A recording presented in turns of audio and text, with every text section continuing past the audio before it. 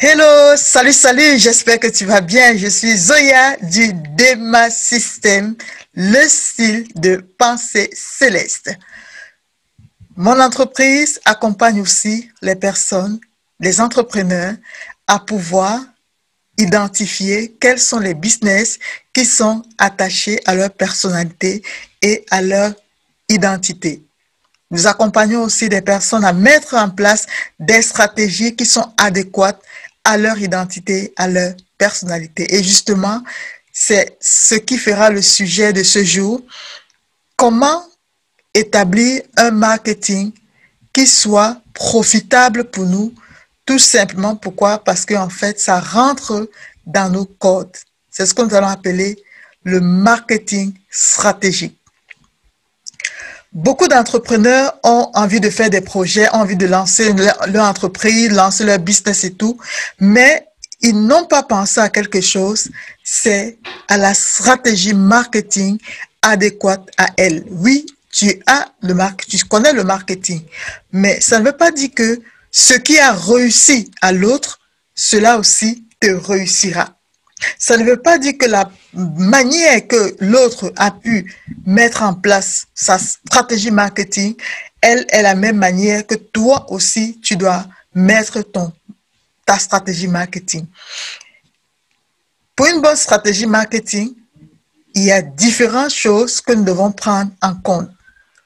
Nous devons savoir que nous n'avons pas tous les mêmes aptitudes, nous n'avons pas toutes les mêmes capacités, nous n'avons pas toute la même patience, nous n'avons pas toute la même constitution.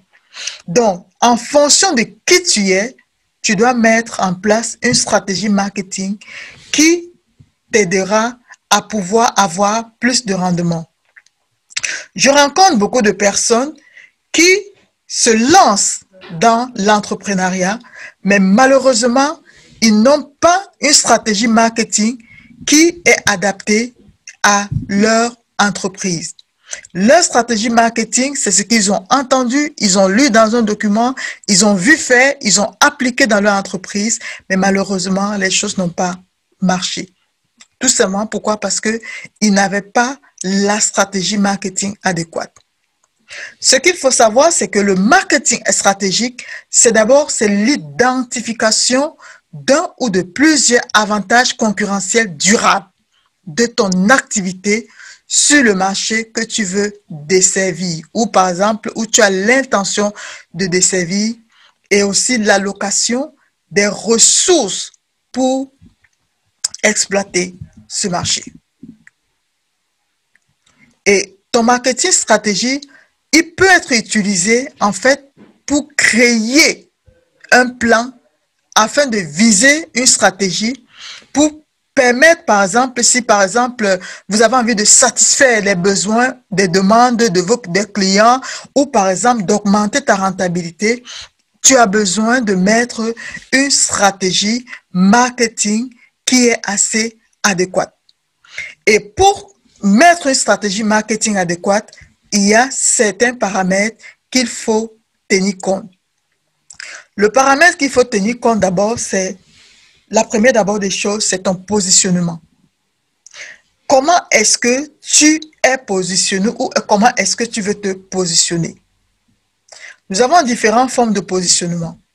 C'est important de définir d'abord qui tu es et comment est-ce que tu vois que cette entreprise, tu penses que tu as l'intention de le lancer.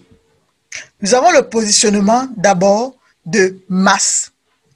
Le positionnement de masse ou le positionnement général, c'est un positionnement où tu ne te définis pas clairement. C'est-à-dire qu'il y a vraiment du tout en fait. Tu peux te vendre des mèches, vendre des chaussures, faire du coaching, vendre, je sais pas quoi, être dans tel domaine, être ici, voilà. Tu es vraiment, tu sais tout le monde en fait. Donc, tu peux te positionner ainsi.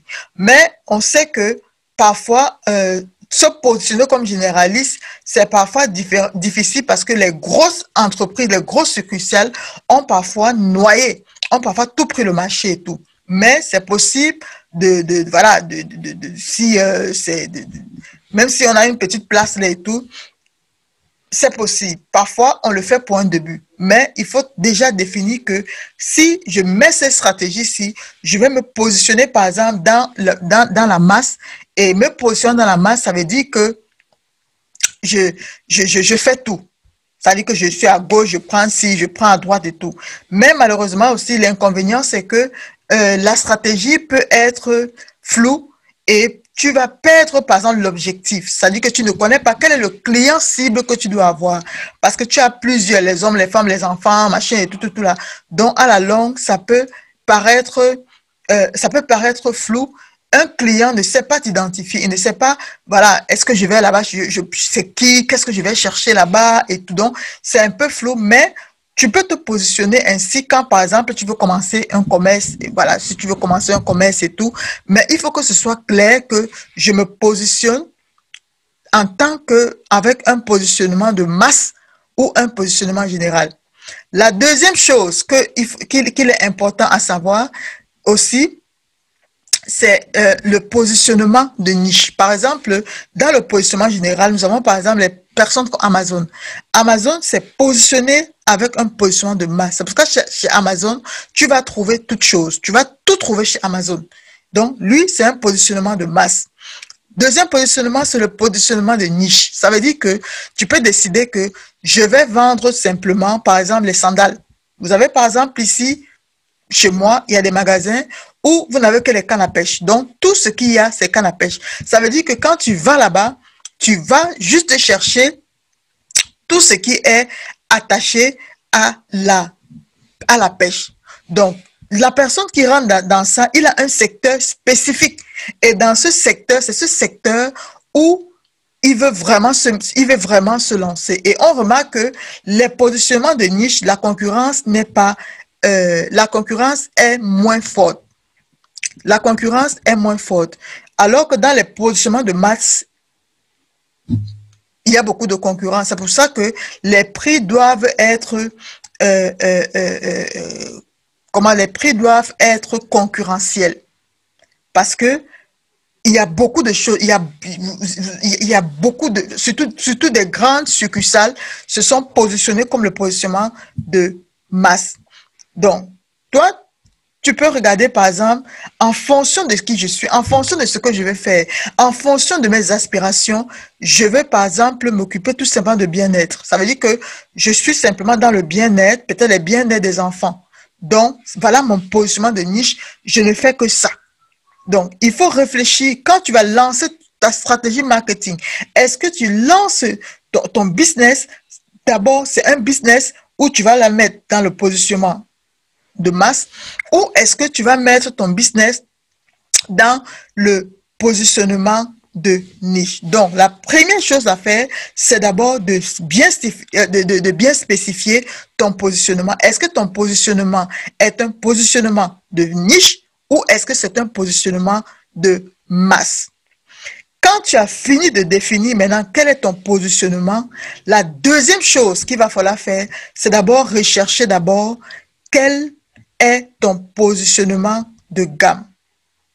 Donc, quand tu as fini de définir ton positionnement de marché, mon marché, c'est un positionnement de masse ou c'est un positionnement de niche. La deuxième chose à faire, c'est de regarder ton positionnement par rapport à la gamme. Et dans le positionnement de la gamme, nous avons 3 critères. Nous avons d'abord le haut de gamme. C'est-à-dire que tu peux te positionner, par exemple, je me positionne dans le positionnement de masse ou le positionnement de niche, mais dans le haut de gamme. Ce qu'il faut savoir, c'est que dans le haut de gamme, tu dois être irréprochable. Ton service client doit être au maximum, c'est-à-dire au optimum, afin de satisfaire au mieux le client. Tu dois montrer surtout que, en fait, tu es un expert dans ton domaine. Et l'avantage avec le haut de gamme, c'est que la concurrence est moins rude. La concurrence est moins rude dans le haut de gamme, mais tu peux décider, je me positionne dans le haut de gamme et je mets le paquet qu'il faut, je mets le prix qu'il faut. Mais sachant que quand tu mets le haut de gamme, les gens attendent aussi recevoir le haut de gamme. Le client doit être satisfait. Donc, ça peut être ce positionnement-là, c'est-à-dire que positionnement de haut de gamme. Tu peux aussi te positionner dans le positionnement bas de gamme. Le positionnement bas de gamme, c'est vraiment quelque chose où c'est à la portée de tout le monde. Et il faut savoir que dans le bas de gamme, la concurrence est vraiment féroce. Vous allez voir sur Internet, il y a des bons plans partout. Partout, il y a des bons plans. Donc, le client, on tire le client à gauche, je ne sais pas, il va aller et tout ça, voilà et tout. Et le désavantage, c'est qu'il faut toujours faire les prix un peu plus bas pour pouvoir attirer davantage de clients. Donc, et c'est difficile de voir quelqu'un qui va peut-être vendre son produit, il va te vendre ça, un produit bon marché et te vend moins cher. La plupart du temps, c'est souvent les produits chips. Donc, ce n'est pas les produits qui ne sont pas très, voilà, tu mets un temps, on aime souvent dire les chinoiseries, tu mets un mois, 2 mois, et puis voilà, c'est déjà à la fourrière, à la poubelle. Mais il est possible de réussir dans le positionnement bas de gamme en mettant une politique assez agressive et sur la communication. C'est-à-dire que tu fais le bas de gamme, mais tu travailles sur ta tarification et aussi sur ta communication. Nous avons le troisième qui est en fait le milieu de gamme. Donc, nous avons le haut de gamme, nous avons le bas de gamme, nous avons le milieu de gamme. Et c'est le rapport prix entre le rapport qualité-prix que le vendeur va offrir peut être important. Donc, le haut de gamme, par exemple, qu'est-ce qu'il va une personne qui est au milieu de gamme, qu'est-ce qu'il va faire? Il va lancer ses produits ou ses services à des prix d'appel. Il va sophistiquer sa chose. C'est-à-dire, par exemple, un bas de gamme, il prend son produit, il n'a pas besoin de mettre trop de branding dessus. Il ne met pas beaucoup de branding dessus et tout. Donc, quand tu achètes, tu vois que bon, le prix est bas, voilà et tout. Mais quelqu'un qui est milieu de gamme, qu'est-ce qu'il fait? Il va peut-être prendre un produit bas de gamme et il va travailler le branding du produit et le rendre vraiment sophistiqué. Vous voyez un peu? Donc, il prend le bas de gamme, mais il le rend sophistiqué. C'est pour ça que quelqu'un, par exemple, le milieu de gamme, c'est une bonne position qui doit être renforcée avec des stratégies et des offres attirantes. Donc, le milieu de gamme, c'est quelqu'un qui va travailler correctement ses produits bas de gamme. Alors que le bas de gamme, c'est bas de gamme, voilà, tu prends ta chaussure, tu peux acheter ta babouche comme tes chaussures, allez, tu prends comme ça. Alors que le bas de gamme, qu'est-ce que le milieu de gamme, il va prendre les chaussures et il va un peu arranger, peut-être il va mettre dans le sachet, il va faire des trucs et tout, pour que ça ait une autre valeur. Donc, toi, en fonction de ça, tu vas voir si tu vas te positionner en tant que bas de gamme, en tant que haut de gamme ou en tant que milieu de gamme. Et c'est en fonction donc que tu vas mettre toute ta stratégie. Parce que quelqu'un qui est un haut de gamme, il ne met pas une stratégie pour aller chercher des millions de personnes. Il peut chercher peut-être 5-10 personnes, c'est tout. Ça veut dire qu'il va mettre tout son énergie sur 5-10 personnes. Alors que celui qui a le haut de gamme aura une autre stratégie différente de celui qui a le bas de gamme. Donc, c'est important de connaître réellement cette stratégie-là. Tu connais ton positionnement et tu connais aussi ton bas de gamme, ta gamme. Est-ce que je suis un haut de gamme? Est-ce que je suis appelé à rester dans un haut de gamme? Tu peux rester dans un haut de gamme et tu te formes encore plus. Tu travailles encore plus. Pourquoi? Parce que tu veux travailler avec les élites. Et moi, je vais vraiment souligner que ce n'est pas parce que quelqu'un est bas de gamme que il est moins cher, il est cheap ou bien je sais pas quoi. Je me rappelle à un moment où il y avait deux magasins. Un autre magasin, lui, il vendait vraiment les choses moins cher, moins cher. Mais tu trouvais la même chose dans l'autre magasin. Il le vendait pourquoi? Parce qu'il avait envie de vite avoir les bénéfices. Donc, au lieu de, par exemple, vous achetez une chaussure à peut-être 10 euros, l'autre va vendre sa chaussure à 20 euros. Mais l'autre dit non, je décide de vendre à 12 euros. L'autre, il cherche seulement deux clients, il vend à 20 euros, il a le bénéfice de 20 euros. Alors que l'autre, il va lui falloir, par exemple, 10 clients ou 20 clients qui vont lui permettre d'avoir ce bénéfice que l'autre a eu. Mais il va aller dans le bas de gamme, donc il va travailler avec la masse. Il va avoir une autre stratégie, travailler avec la masse pour avoir peut-être plusieurs personnes qui vont prendre beaucoup. Et c'est comme ça qu'après, il pourra avoir aussi quelque chose il pourra avoir un retour sur investissement. Donc, pour ton commerce, c'est important d'établir vraiment une bonne stratégie, de connaître qui tu es en train de aller. Si c'est le haut de gamme, ne te gêne pas à donner tes prix qu'il faut, mais rassure-toi que derrière, il y a tout le contenant, il y a tout ce qu'il faut derrière. Et quand tu as défini ton positionnement, est-ce que je suis positionné dans les masses ou est-ce que je suis positionné dans la niche? Par exemple, il y a des gens qui vont se positionner seulement dans les femmes. C'est-à-dire, par exemple, commerce des femmes. C'est-à-dire que là, c'est plus lui. L'autre, par exemple, c'est le commerce, c'est tout le monde. Tu es qui, tu es sur cela et tout. Donc, c'est important de voir, non, je suis plus à l'aise avec les femmes. Je peux travailler comme ça avec les femmes. Je sais que j'ai un message à leur donner. Je sais que j'ai un travail à leur donner. Je sais que j'ai quelque chose à faire. Donc, dans tout ce que tu fais, c'est bien de connaître ton positionnement, ou tu es positionnement de masse ou positionnement de niche, et de savoir quelle est ta gamme.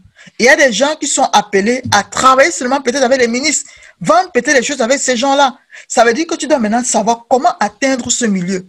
Parce que comment atteindre ce milieu, ça veut dire que peut-être même tes déplacements, au lieu de prendre les vols économiques, il va falloir que tu prennes peut-être des vols de business. Parce que tu as un genre de personnes que tu dois rencontrer et un genre de personnes à qui tu veux donner ta carte. Mais celui qui n'a pas besoin de ça, pourquoi est-ce qu'il va aller prendre business? Sauf si, bon, voilà, tu peux prendre un business, voilà. Mais en fonction donc de ce que toi tu es et ce que toi tu aspires, tu mets ta stratégie. Et il y a une troisième chose. Donc, il y avait le positionnement, il y avait le positionnement de marché que tu veux avoir, il y a le positionnement de gamme, et puis il y a aussi l'autre chose qui est ce qu'on appelle la stratégie de l'océan. La stratégie de l'océan, c'est quoi? La stratégie de l'océan, c'est de permettre, c'est d'analyser ta concurrence. Donc, quand tu sais que je vais me positionner dans le haut de gamme, je vais me positionner dans la masse ou dans la niche, tu dois maintenant regarder ce que ta concurrence, elle fait. Ce que ta concurrence fait, l'important c'est quoi? Ça va te permettre de pouvoir proposer quelque chose qu'elle ne fait pas encore. Avec ça, vous vous positionnez sur des espaces libres. Donc, tu dois savoir, je me positionne dans tel truc, je cherche le haut de gamme. Qui est-ce que la personne qui fait le haut de gamme? Vous allez peut-être remarquer que la personne qui fait le haut de gamme, il y a quelque chose qui manque. Cette chose-là, vous allez l'ajouter dans votre offre de service. C'est ce qui s'est passé avec les Chinois. Ils sont arrivés, par exemple, au Cameroun. Je parle du Cameroun parce que c'est mon pays. Ils sont arrivés au Cameroun et il y avait des femmes qui vendaient les oranges. On vendait les oranges. Et je sais que, voilà, elles sont sur la rue, là. Tu passes, tu as envie de manger, tu as envie de sucer l'orange. Je ne sais même pas si ses doigts sont lavés, si ses doigts sont comment, là. Elle pèle, elle coupe, elle te donne. Puis tu prends aussi. Bon, gloire à Dieu, il nous a gardés. Mais qu'est-ce que les Chinois ont fait? Quand ils sont arrivés, ils ont vu que le marché était déjà pris. Il y avait des gens partout qui vendaient, voilà, les oranges. Et quand c'est la saison d'orange, c'est partout, partout, partout. Ils ont fait la stratégie de l'océan. Donc, ils ont regardé qu'est-ce qui nous manque, qu'est-ce qui manque. Ce qui manquait, c'était quoi? C'était la salubrité. C'est-à-dire que les gens vendaient, par exemple, les oranges, les mangues, ils laissent au sol, tu viens, tu ramasses et puis après, tu peux laver et tout. Ils ont fait la même chose. Mais la différence, c'est quoi? Ils ont emballé leurs produits. Les oranges qui étaient pelées étaient dans des sachets, étaient enveloppées. Et ils ont gagné le marché. Pourquoi? Parce que la personne qui vient et qui voit une orange bien emballée dans un bon plastique et qui regarde l'autre à terre, il va faire quoi? La santé avant tout. Il va aller plutôt dans ce qui est bien emballé. Donc, c'est comme ça qu'ils sont arrivés à se positionner. Et ça, la tactique la stratégie de l'océan, c'est la stratégie que les Chinois utilisent beaucoup. Quand ils vont quelque part, ils vont regarder ce qui manque dans ce milieu. C'est comme ça que ici, par exemple, les restaurants où on mange à volonté, c'est les Chinois. C'est les Chinois.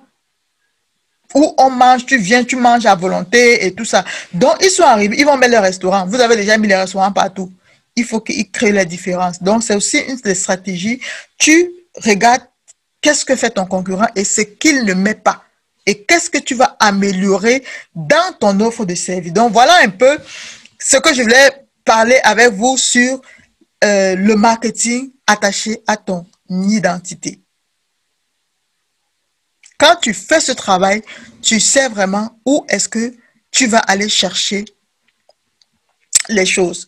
Tu ne te lèves pas simplement et puis tu te dis, allez, je vais faire le commerce ici. Bon, je suis dans tel truc. Bon, après je m'en vais ici, là. Bon, après je vais ici, là. Non. Et puis, non, non, non. Tu as une stratégie adéquate. Tu as une stratégie qui va avec ton identité. Tu sais que tu es quelqu'un de masse. Tu vas analyser ce que les autres font. Tu vas regarder ce que tes concurrents font. Et avec ça, tu vas établir ta stratégie. Donc, voilà ce que je voulais partager avec vous.